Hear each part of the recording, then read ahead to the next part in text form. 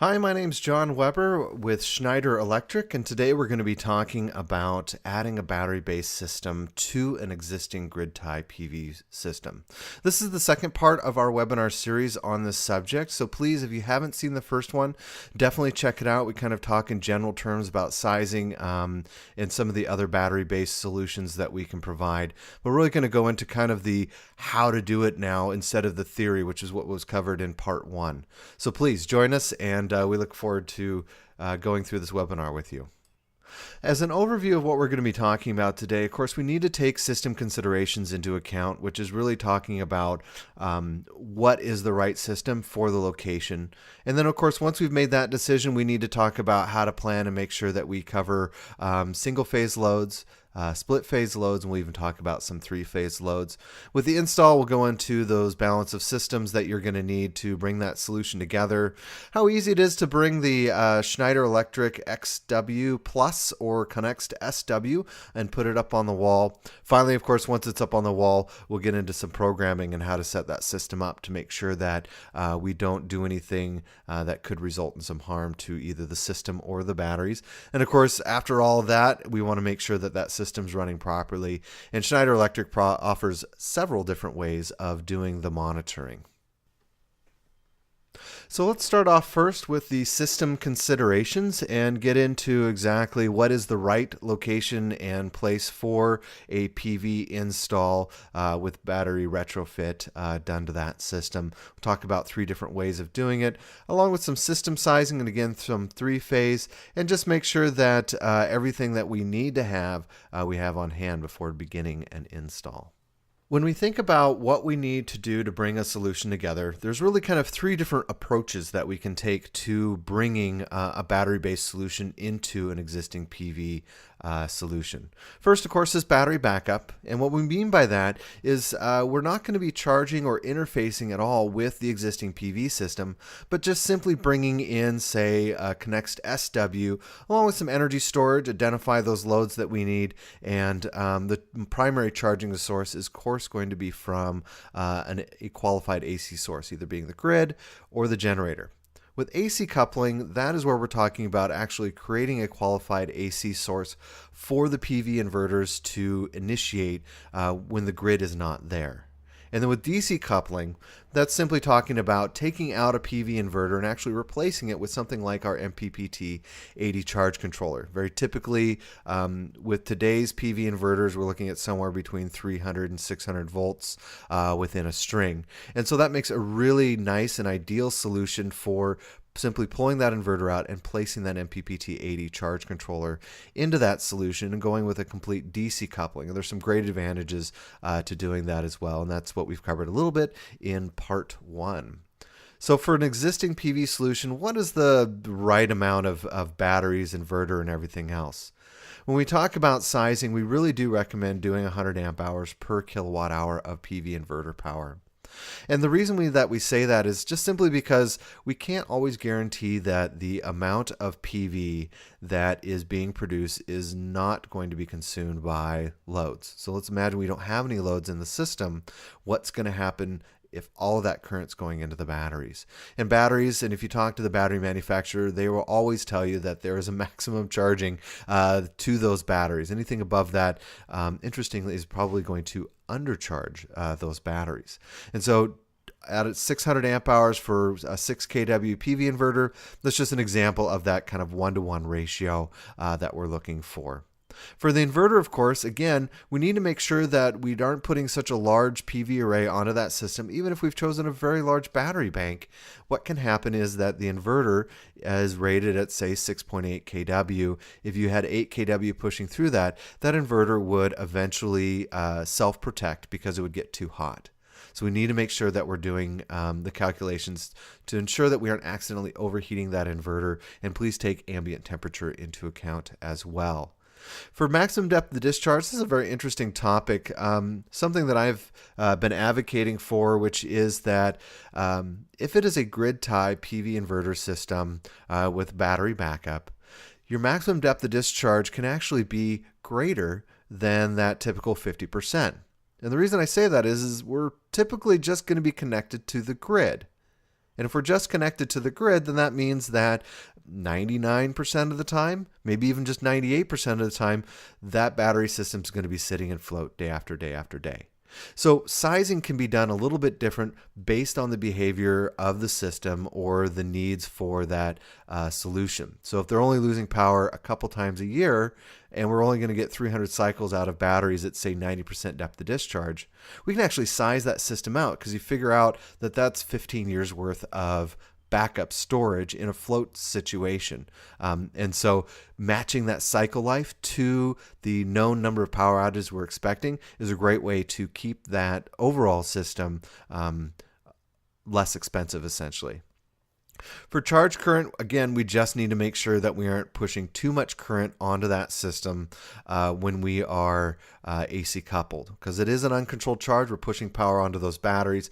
If we have too much current going there, that can cause harm to those batteries and very likely create a warranty issue that will not be covered by the battery manufacturer.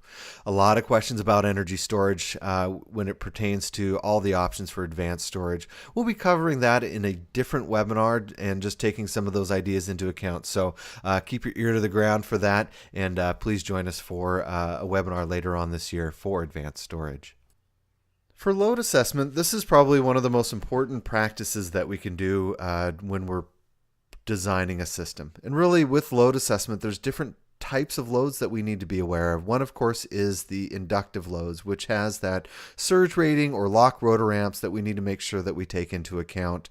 It may be that it's normally a 1,000-watt load, but it could have a 5,000-watt lock rotor amp rating surge that we have to make sure that the inverter can cover, along with normal resistive loads, which are toasters, light bulbs, and even some, LCD TVs, just the common loads inside the home that don't have a motor inside of them. Things to definitely be aware of course, fridge, freezers, well pumps and things like that all have an electric motor inside. And so we need to make sure that we take their ratings into account when we're sizing the system. The nice thing is with the Schneider Electric product line, of course, we have a very nice surge rating on all of our inverters. So just do those calculations. There are a lot of different products out there that can help you understand and design for your inverters as well as battery banks. This one was just a quick search that I did through WordPress. So definitely take some time to do these calculations and make sure that you understand exactly those loads so that we don't run into an issue where the inverter is shutting down because the loads are too high. So now that we have the loads figured out as well as what the inverters that we're going to be using, we need to make sure that we understand exactly how the system works and where all the little parts go. When we talk about the circuits to be placed on a critical load panel, those are the loads that typically go on the output of the inverter, and those loads are powered by the inverter during a power outage or in pass-through from the grid during normal operation of the system when the grid is there. Of course, we need to make sure that we're identifying single-phase 120 and single-phase 240 circuits inside the system, and that we're balancing both legs so that typical loads, especially for the 120 volt range, are paralleled properly between the two the legs. For the 240 loads, of course, we need to make sure that, again, those typically tend to be those larger loads, and we talked about system sizing in the last slide. Again, make sure that we understand what those very large loads are. Of course, anytime that we start working on a system, we become responsible for that system. So making sure that we look through the system and, when you're doing a walkthrough and doing a bid on a system, especially note those things that are maybe falling into compliances from, 2005, 2008, maybe even earlier than that. And some of those things may require updates to those. Of course, the inverters themselves, the neutral to ground bond, if the system is connected to a main panel, there's going to be that neutral to ground bond inside of there.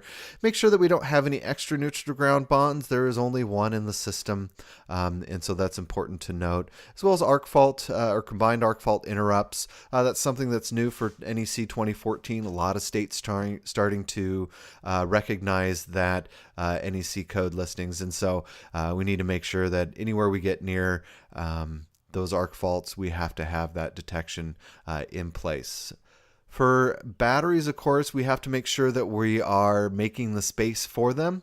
Especially with flooded batteries, you need to make sure that we have it somewhere where we can actively vent or passively vent, depending on the style of box that's built around those flooded batteries. For AGM and gels, those can be an either or. You can run into a jurisdiction that's going to require you to have some sort of venting around those, or it could be that there's the free air. So definitely work with the battery manufacturer and understand. Materials data sheet can definitely help make the argument about why you may not need that active venting. Of course, as advanced storage, really hard to say because there's a lot of different options out there. So just make sure that you understand what those needs are for the storage technology that you're choosing.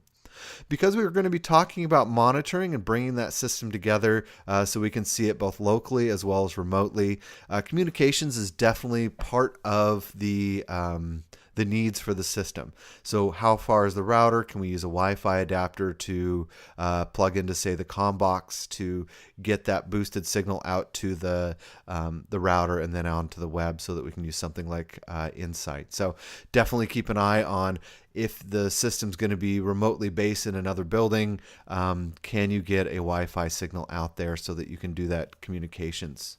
Some other considerations, of course, the outdoor disconnect for the AC box is really to make sure that we have a way of shutting the system down externally.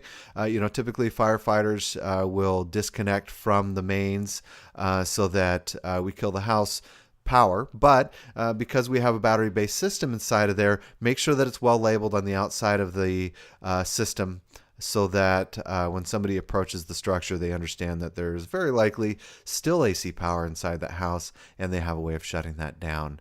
And finally, if there's feed-in tariffs with the battery-based system, of course, we have our critical load panel, and those loads are consuming power during the normal daytime. And we talked about that with AC coupling, power is normally just going on out to the grid, and you have your revenue grade meter there. But if you have those loads on the critical load panel, they're actually pulling power off of there, and you may not get your feed-in tariff for it. So definitely make sure that you have a bidirectional revenue grade meter on that system, because AC coupling, of course, is going to put power first onto the critical load panel, then pass out through that load panel on into the main panel and then out to the grid. So making sure that we have the right number of meters there will make sure that we aren't affecting the total return on investment, if you will, for that system by not producing as many credits as we were before. Three-phase backup loads may be somewhat uncommon, but aren't necessarily uncommon when we get to commercial sites, light industrial, and sometimes even some very, very large homes. Something to note about doing a three-phase system, of course, is that each individual inverter is really managing a single phase. And so we need to make sure that when we are putting loads on the output of those inverters, that we're balancing those 120 loads across all three inverters and not just stacking up a lot of the single phase loads onto one of the inverters. What's going to happen is that especially if we have a surge, those inverters are going to respond. But if one is also taking care of a lot of smaller loads, the single phase loads, then we may be overwhelming that one inverter. So we really need to make sure that we're distributing those single phase loads, the 120 loads, across all three inverters. The other thing to note, of course, is that for proper stacking with the XW Plus, it is a Y configuration. So if you have a delta coming in, you need a delta to Y transformer to manage that. The other thing to note, of course, is that when we have more than one inverter stacked, so let's say we had 6 inverters, is that the transfer rating on the XW Plus is about 48 amps with the D rate. And so nominally that's 28 amps per phase. If we were to put 2 of those inverters on the same phase, then we have to start looking at a 3-phase transfer switch to manage it, because we're going to either prematurely wear out the relays inside or possibly weld them if it occurs during a surge. So something definitely to be aware of throughout that system. With that external transfer switch, of course, we're going to lose that transfer time. If you look at the the transfer rate, it's in a few milliseconds for the XW Plus. When we add a transfer switch, of course, that's going to become much, much longer. So there could actually be a true momentary blackout within the system as that transfer relay occurs. So definitely check out the manufacturer for the transfer relay and understand that that is going to be a determining factor on how fast the inverter switches from a now unqualified AC source to a backup mode where it's going to be providing the power, because it could be that you're expecting for nothing to reset, all the computers to work, the lights not to flicker at all, but with a transfer switch, of course, that's going to increase that delay and could cause some issues. We mentioned earlier in talking about DC coupling as a way of replacing that PV inverter and going with a DC coupled system. Really, the MPPT 80 makes the most sense. Of course, if we have a central or a grid tie inverter inside of a solution, a home or whatnot, typically, they're strong 300 to 500 volts. And so we can easily bring in that MPPT 80 charge controller as a single string. So we're just simply removing that PV inverter and using those conductors to do the MPPT 80. The advantage of that is that we can then start using some of the advanced features within the Connex SW or the Connex XW Plus, including time of use and self-consumption. With AC coupling, of course, the inverter's in pass-through mode. We don't have that option to be able to do these advanced features because we really don't have a way of charging those batteries from the PV source. Instead, we're charging it from the AC side of the inverter. So DC coupling does definitely make a lot of sense if you foresee that maybe the jurisdictions where these systems are going to be going in is becoming less friendly.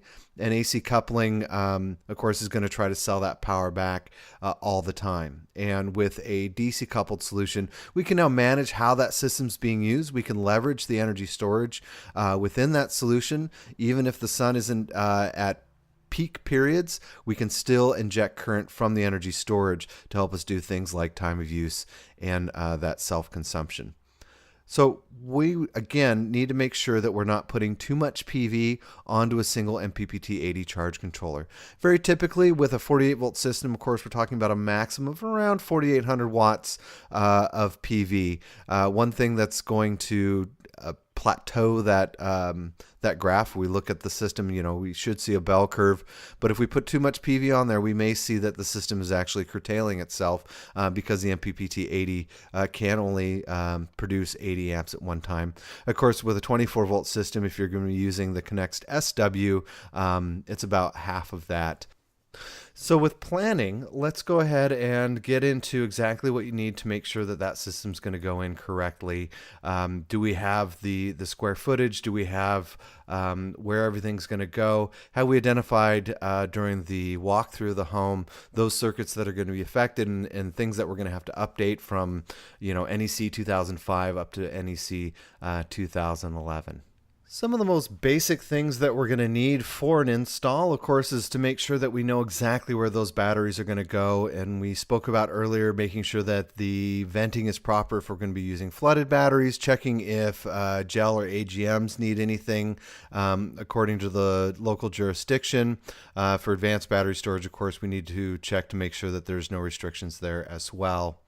For an indoor location, which all of our equipment is indoor rated, both the inverters as well as the solar charge controllers, we need to make sure that we're looking at the GFCIs for the water rooms. If we're going to be updating or backing those up, again, that goes back to that idea is if the house is old enough and hasn't had that done, those are some of the things that should be done and may need to be done before that system gets certified. Of course, we need to make sure that we're not doing any multi-wire branch circuits. What we mean by that is that if we have a split phase 120 240 dual pole breaker system, we can't just move one of those. We have to move both of them because they're sharing that neutral. So just something to be aware of. Of course, when we go to hang the system, we need to make sure that we understand exactly how much space it's going to take up, not just the inverter, but as well as the balance of systems, both with the load panel or the critical load panel, as well as just the general balance of systems for both the DC wiring as well as the AC wiring. If you do have a generator, and this is something that I discovered during my research on a previous webinar is that we need to make sure that the generator covers the warranty if it's going to be charging batteries. I did find a couple of generator manufacturers who very clearly stated within the warranty that this generator is not rated to charge batteries, and that will invalidate the warranty. So definitely check if you have an existing generator there that we're covering those warranty needs for the generator itself. For the main breaker size, of course, we need to make sure that we have the room for those dual pole 60 amp breakers, both for the Connex XW as well as the Connex SW for its bypass. And then finally, when we look at what the sub panel is, if we are going to be using a PV inverter, you definitely need to make sure that we have a correct rated panel so that we can backfeed onto that main panel with the correct amount of current. So it could be that it's a 100 amp panel. It could be that it's a 200 amp panel, just depending on the size of the PV inverter and how much PV you're back feeding onto that critical load panel. So things definitely to be aware of when you're going to do the install is that, especially with AC coupling, there's a few extra things to be aware of when putting that system together. There are a lot of different PV inverters currently out on the market, and one of the things that we need to check with when we're doing AC coupling is whether or not this is a curtailing or non-curtailing inverter. There are a lot of different options out there. SMA, Schneider Electric both make curtailing inverters, meaning that we're able to vary the frequency output from the XW Plus or the Connex SW as it relates to the battery voltage. And as the batteries charge, the frequency will begin to shift, and those inverters will actually reduce the amount of current that they're injecting into that AC source. For non-curtailing inverters, and there's a lot of them out there, and there may be some that have traditionally been non-curtailing inverters, but the manufacturer has actually updated firmware and has allowed a firmware update so that you can create a curtailing inverter, which of course is always recommended because you can do that correct charging. But in general, with non-curtailing inverters, it looks for that qualified source. So what's going to happen is that as the batteries fill, the XW Plus or the Connex SW is actually going to do a frequency shifting up to 60.5 hertz. And at that point, that then, according to UL 1541, is actually going to become a non-qualified source. And so the non-curtailing inverter is just going to simply stop producing current. And so at that point, the batteries will come back down to a resting voltage, 300-second count, and then it will begin requalifying that source once the batteries have fallen down below that 60.5 hertz. So it definitely does work, but there are some things to note about that. In particular, it's a full current output. So if the batteries are basically completely full, that PV inverter is going to come on and off many times during the day, just simply because it's putting its full current output very soon after it becomes a qualified source. It's definitely going to start putting that out. So it's going to kind of hit the batteries and then let go, hit the batteries and let go. We always recommend, again, a curtailing inverter is best, but definitely works with the non-curtailing inverters. So let's begin looking at what the size of the needs are for clearance with, in this example, the XW Plus with the power distribution panel. We can see here that it's about 36 inches wide, and it can be quite tall. So we need to take into account that the XW Plus actually pulls air in from the bottom and pushes it out through the top. So at minimum, we need to have a 6-inch clearance from the ceiling so that the inverter can push the air out and keep itself cool. With the Connex SW, we recommend, and this is going to be out to the right-hand side of the Connex SW, that we give it about 10 inches. The really nice thing about all this equipment is that with the brackets, we can actually hang the inverter up on those brackets very easily. Schneider Electric definitely knows that a 2-man lift on a 120-pound inverter, you need to hang it on something solid, and we provide a very strong metal plate that allows you to mount that. Once that's mounted and secured, that's when you actually start adding the rest of your balance of systems. The balance of systems is not rated to be part of the lift. You don't want to have it rated part of the lift because it's already at 120 pounds for the Connext XW Plus. So getting it up on there and then mounting the rest of the balance of systems around it is the best way to do that. So the proper order is the bracket first, then hang the inverter, then add the balance of systems. So let's go ahead and look at what it takes to actually put the system together and what parts you're going to need to do that. So let's start out with the XW Plus. Of course, we have the XW Plus, the Mini PDP, along with the COM box, which is what's going to allow you to do that monitoring both locally as well as through the Insight, and we'll talk about Insight in a little while. The battery monitor is definitely something to consider putting into the system, even on a float application, which is what we're really talking about. This is going to allow you to understand exactly your state of charge and make sure that the battery is being used properly.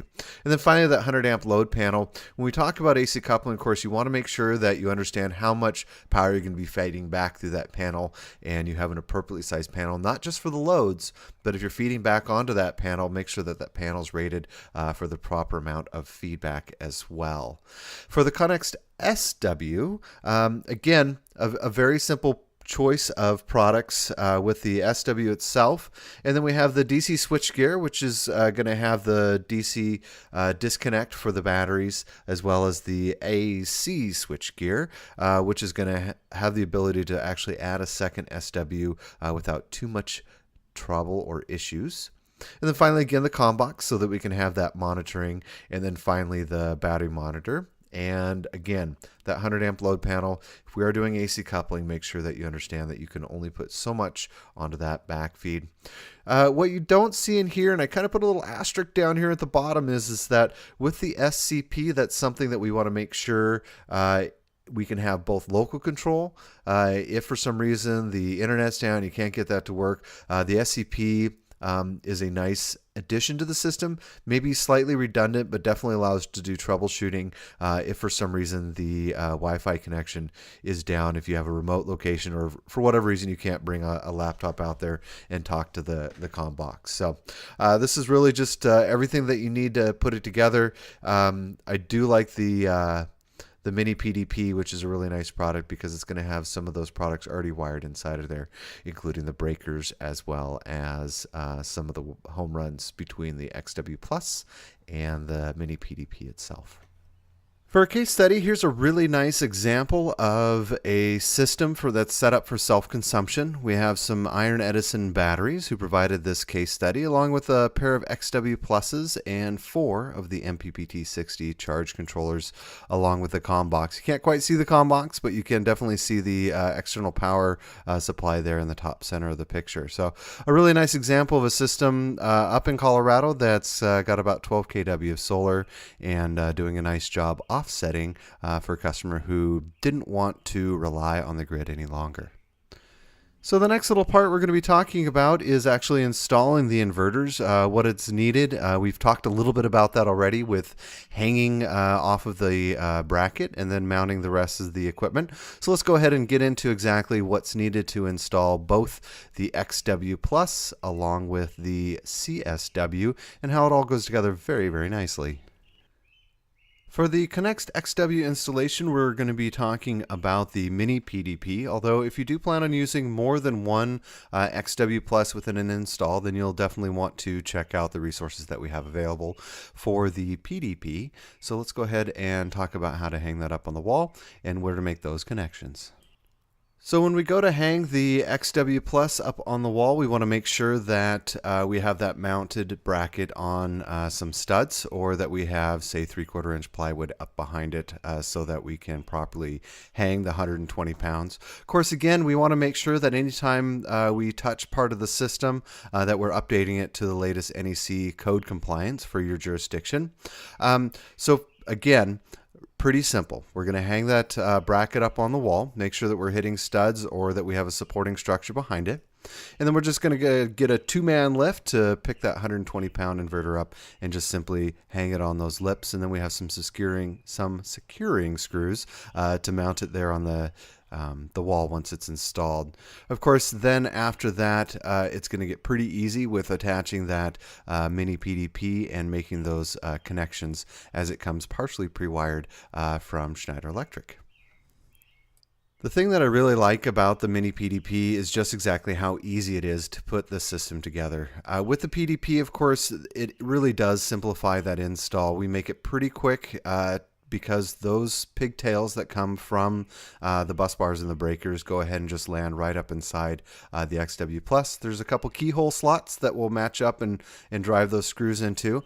Make sure that first you've cleared the screws off, or the bolts I should say, off the bottom of the XW before bringing that mini PDP up, so that you can then replace those bolts, and those will go through the positive and negative terminals.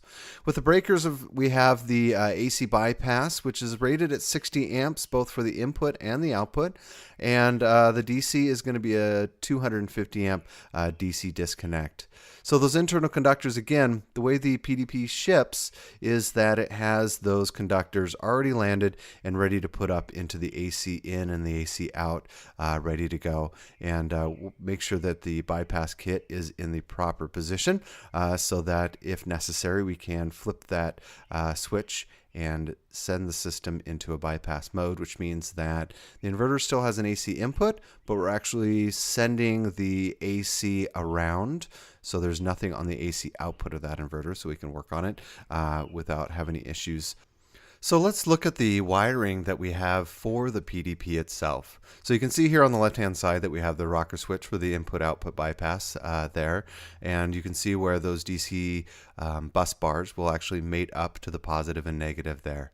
The really nice thing with this solution is that to make those connections both external from the AC side as well as the DC side, you can just simply remove this DIN mount breaker set in the center here. It comes out, you can see that removed there in the right-hand picture, which makes getting in there and making those connections much easier than some of the other balance of systems that exist out there on the market. So we really try to make this as easy as possible to put this together.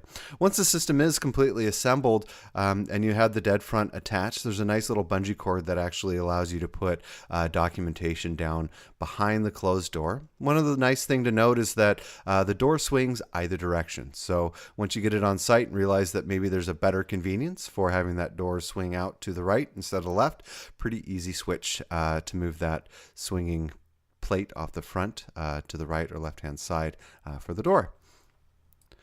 So the Connext SW is a really nice product that, again, we try to make things as simple as possible when talking about it. So let's go ahead and take a look at what the SW has, or Connext SW has to offer, both with the DC and AC switchgear, talk about some of the clearances, and again, how easy it is to land those conductors to finish that job up. So let's go ahead and talk about the dimensions and weights for the Connext SW. There's really kind of three main parts to this solution. We have the DC switchgear, which is to the left of the Connext SW, which we can see here has that little green plate. And then down below is the AC switchgear. The really nice thing is that if you decide that you want to bring in a second inverter, it makes it pretty easy to stack a second SW just above the first one. So definitely keep that in mind when deciding the dimensions for everything, that you want to leave enough headroom so that if some point in the future you actually want to stack two of these together, you definitely can without adding anything further on the AC side down below. Of course, there is active cooling inside of this system, so make sure that you keep 10 inches clear to the right. With the AC and DC, along with the small signal connections, which just simply means the ZAN bus as well as the battery temp sensor, you can see here is quite clearly displayed. You can definitely note the difference between the IEC 230 volt and the UL 120 240. So we make those connections quite easy to do.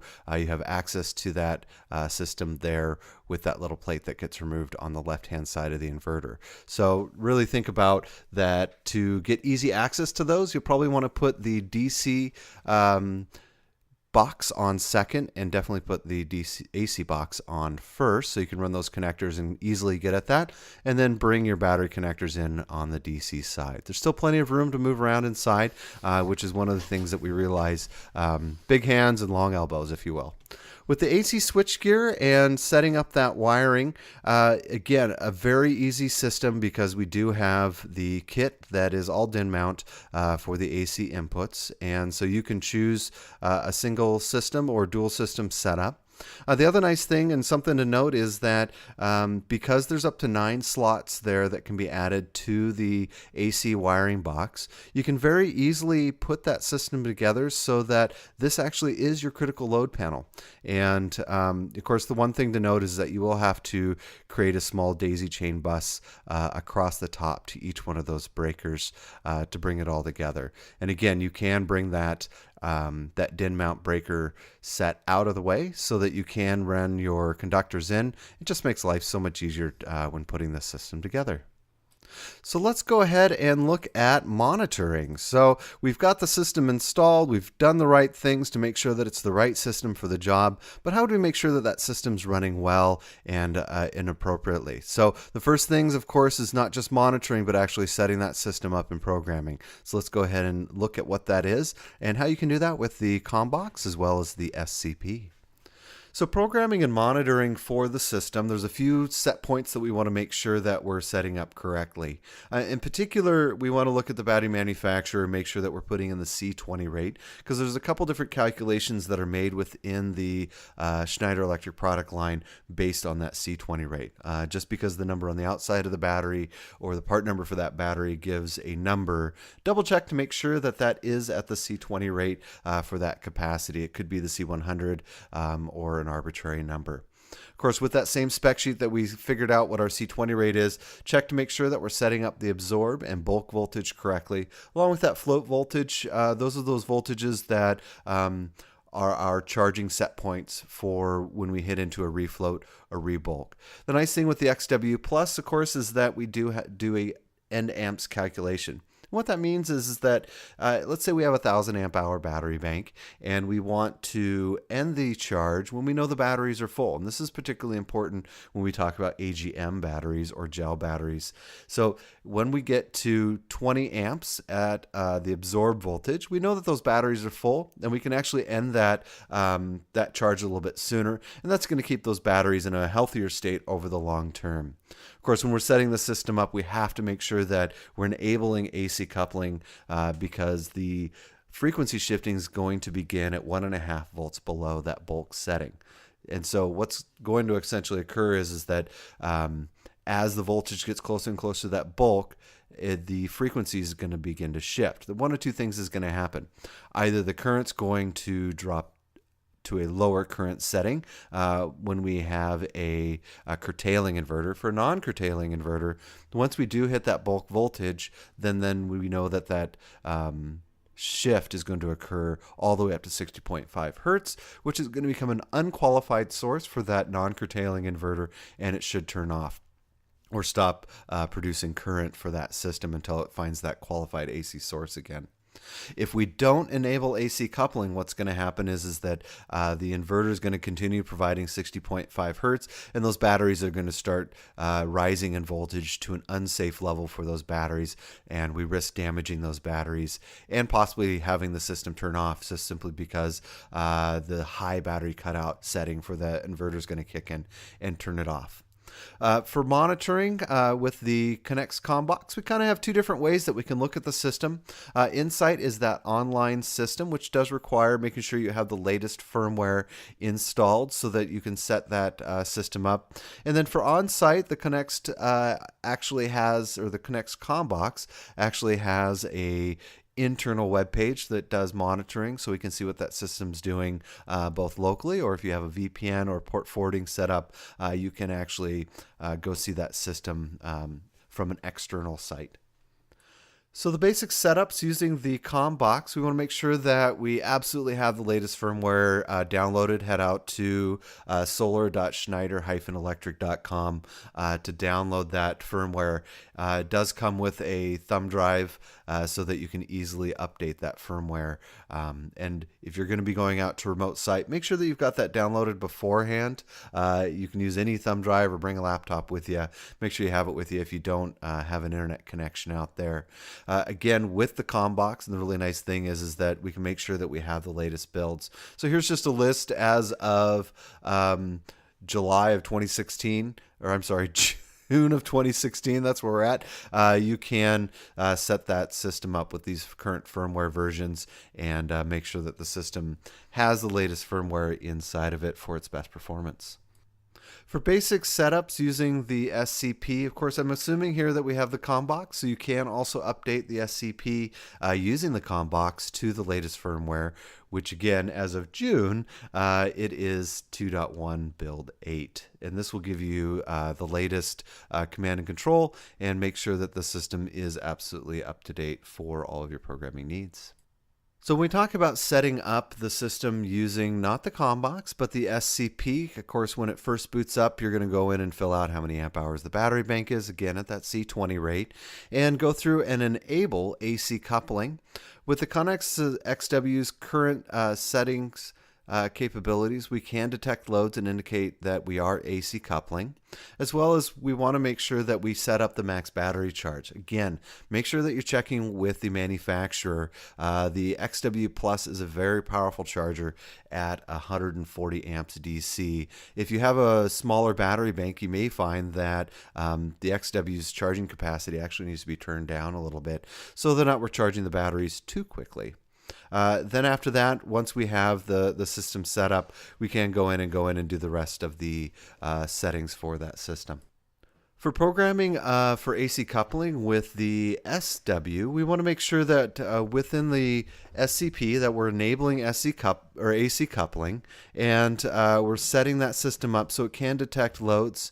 We also want to make sure, again, I can't reiterate this enough, that we're checking with the battery manufacturer to make sure that we are not charging that battery system too quickly. Again, if you have questions about the AC coupling, check out the white paper that's provided by Schneider Electric on following the steps for further setup of that system and why we do some of these settings. But again, the most important part is enabling AC coupling within the advanced menu system.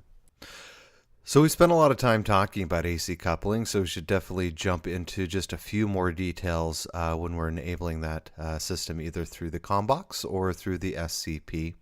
Essentially, when we look at the graphs there on the right-hand side, the top graph shows basically, and this is available in the AC coupling white paper, what occurs when we have a curtailing inverter. We really do get a three-stage charge out of that system because we can vary the amount of current going into the batteries by sending a frequency change up to 60.5 hertz.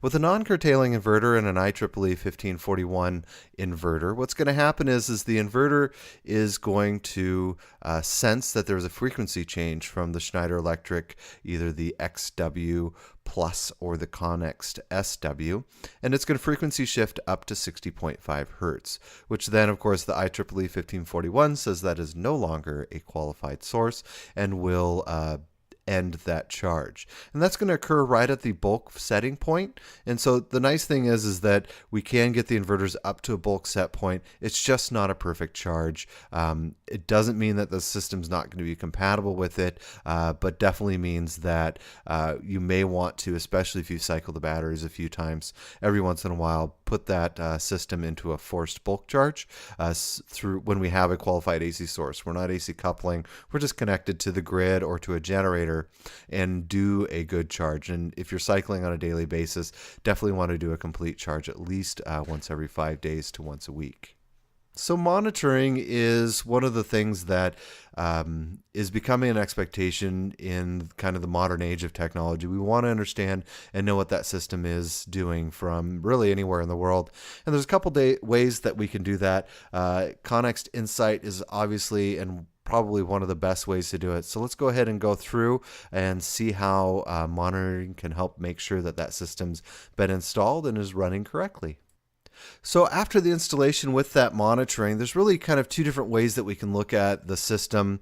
Daily summary charts is going to allow us to see how that system's performing on a day-to-day basis. One of the best things that we can do when we have monitoring is actually simulate a power outage and make sure that the system's actually working the way we expected it. And just doing a 1-hour power outage may not be enough time, but simulating a 24 power outage may be the best way to set that system up. It also ensures if the sun is shining that we have the AC coupling set up and working correctly. So with the monitoring, we're able to see both the normal configuration of the system on a day-to-day basis, but as well we can also check to make sure that during a power outage, either simulated or an actual power outage, see how that system functioned during that time. With monitoring after the installation, of course, we want to make sure that everything is running smoothly. And with the CommBox, it makes it pretty darn easy to do it locally, as well as externally with Insight. So with the CommBox locally, we're able to send out email reports as well as make notes on what exactly is occurring on the meter side of things and note if there's an atypical production after we've done the install. Of course, we can see down in the second picture there, we can see power flow within that system and make sure that everything's looking good. And if we do have an event that occurs, we'll see that on the SCP. We'll also be able to look and see what that system's been doing, and if there has been an issue, we can definitely dive into what it is by looking at the historical data on that. And finally, with practicing a power outage, of course, again, we absolutely need to make sure that that system's running up to the expectations both of the install and as of the customer. And so we can do that by practicing several power outages to see how power is consumed throughout that time. Don't just do it on a sunny day, but definitely check out that system when you have a partially sunny day to practice that power outage to make sure those critical loads are functioning and covered as expected.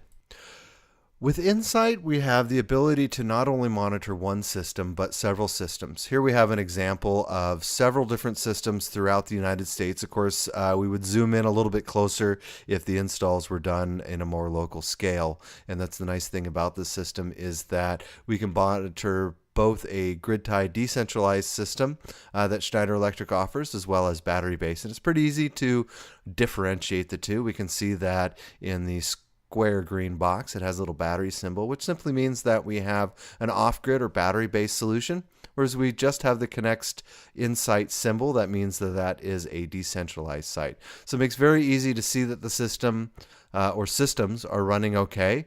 We do notice that somewhere around between Tennessee and Mississippi, we have a system that is a different color. That's definitely one that we would want to investigate to see what is going on there and why we have a fault that's occurred. And we can dive into that system and again, use that monitoring and history to be able to troubleshoot and figure out exactly what occurred there.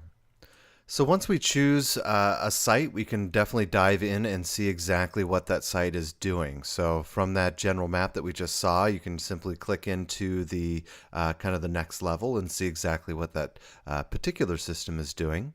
There's a lot of different drop-down menus there at the top, or tabs, that you can choose to see what the different systems are doing and graph out exactly what you see here. The other nice thing is that we can actually change those totals from daily totals, weekly, monthly, yearly, and of course the lifetime when we get into multiple years. So this makes seeing the system both as it's functioning as well as seeing what the graphing, which we're going to go into, will allow you to see as well. So the health of the system at a glance, or we can dive in even deeper and see the overall life of that system, or even just the day-to-day. With the next tab, we can see that we're looking at the actual solar production for the system. And then the second portion of that in the orange is the load output. So we're able to compare whether or not we're actually producing enough solar to cover those loads just by looking at the daily graph. And apparently we are not with this graph. So on the blue part, we can see that the PV input, throughout the evening is down to 0, and it slowly starts to come up at 8 a.m. And peaks out at 11 a.m. and 1 p.m. We've got a significant dip at noon. The loads, of course, are being compared there in orange, and they have loads as high as looks like about 17.5 kilowatt hours during that 10 o'clock time in the morning. And so with this slide, we can definitely look at, in this tab, we can look at exactly how much we're producing compared to how much we're consuming. In this comparison, we're definitely running a PV deficit compared to loads, and this is really good information to make future decisions. This could be a place where, if this is a consistent production issue, then an alternate AC source may be needed, or this could have been a practice time when we saw that the grid was down, and make sure that we actually have enough production plus an AC source or just energy storage to make it through that period of time, based on our sizing practices that we did, either 24-hour power outage or 48-hour power outage. That would help us look at and determine if we've used those batteries or if we've sized the batteries in the right way. So let's actually look at what the battery energy tab does there within Insight. Here we can see that we've got a system that we're able to compare both solar production and energy charge, meaning are we getting the batteries, how many kilowatt hours are we putting back into those batteries, as well as we can see that we have a generator here as well. So this is a great way of seeing, are we using those batteries properly? Are we actually getting a charge in there? And in this case, we're blending both PV as well as generator time to cover the loads within this system. So again, a great way to make sure that the batteries are being taken care of and that we're getting that proper charge into those batteries without pulling too much energy out. Again, with Insight, we're able to see different parts of the system individually. And in this case, we're looking actually at what the generator energy that's produced each day into the system. So we can see that we have across the top the daily, weekly, monthly, all the way through yearly, and finally the lifetime energy produced by that system.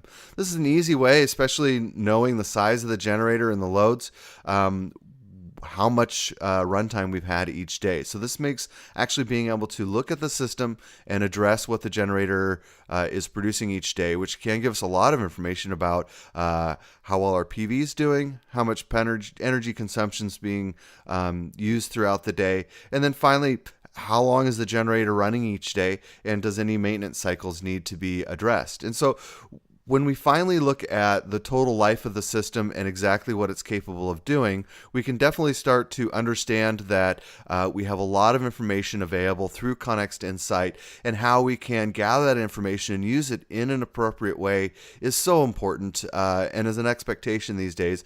And the Connext Insight does a really nice job of laying out the information exactly as you feel comfortable with the different series, as well as choosing exactly how that data gets spread out with intervals, either daily, weekly, monthly, yearly, or over the lifetime of the system.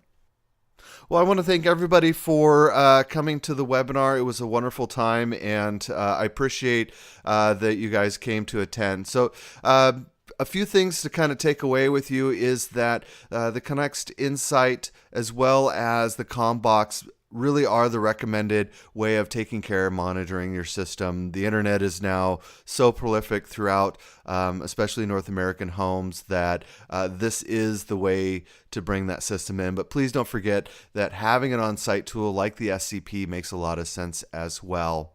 And then, of course, finally, just how easy it is to put together a system, both for sizing as well as just hanging that system up on the wall. If you do have any questions, please visit the Schneider Electric website, and that's solar.schneider-electric.com. We look forward to having you at our future webinars. And again, I thank you so much for your time.